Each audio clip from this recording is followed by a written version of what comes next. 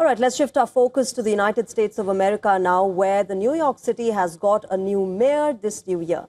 Zohran Mamdani has taken oath of office. On the first day of 2026, the city of New York has got its first Muslim mayor.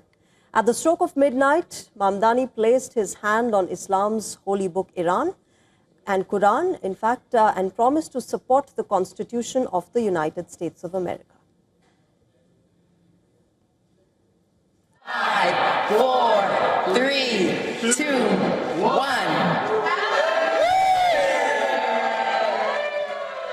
Good evening, everyone, and Happy New Year to all of you. And I, Zohran Mamdani.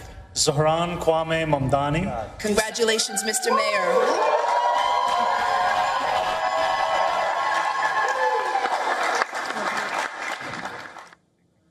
The historic Old City Hall subway station was also a stage of an iconic moment. Letitia James, the first black person to serve as New York's Attorney General, administered the oath for the first Muslim mayor, who was accompanied by his wife of Syrian origin, Rama Duaji. Thank you. This is truly the honor and the privilege of a lifetime. And after just having taken my oath to become the mayor of the city of New York, I do so also here in the Old City Hall subway station, a testament to the importance of public transit, to the vitality, the health, and the legacy of our city. After the late-night swearing-in, Mamdani will again take oath at the City Hall in a grand ceremony. This time it will be administered by his political hero, Bernie Sanders. This will be followed by a public block party on a stretch of Broadway known as Canyon of Heroes. Remember, as Mamdani takes over the reins of one of the most important political jobs in America, the spotlight now shifts from what he says to what he does. He faces the task of fulfilling the tall promises that he had made during his campaign, capping rent increases, free city run, childcare, and expanding public services. And let me go across to our correspondent, Susan Tehrani. She's joining us live from New York. Susan, finally, all of you New Yorkers have a new mayor in Zohran Mamdani. While that historic swearing-in ceremony has now happened, let's talk about what people expect of him. Clearly now the spotlight, all eyes are on what he does and how he fulfills his promises. And one of his challenges would be to get the funding to get his promises fulfilled.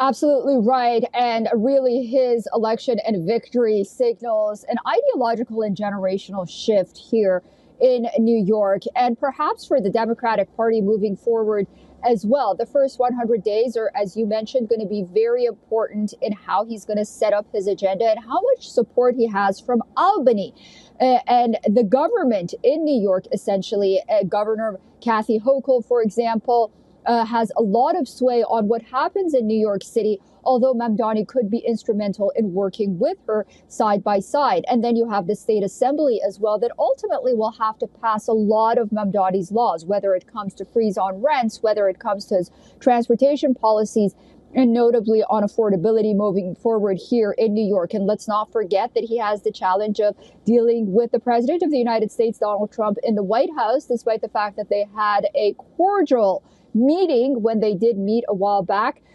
Moving forward, how they're going to move together, notably when it comes to illegal immigration and migration, is going to be very important. I do want to say there's going to be a block party and a full-on Mamdani fest in downtown later on today, and that's where New Yorkers are going to gather to officially usher in the new mayor of New York. But a lot he has on his plate. Let's see how he handles it. Absolutely, Susan. I hope you're going to that party and waiting and watching how Zohran Mamdani fares on that front. But thank you very much for getting us the latest from NYC. Yep.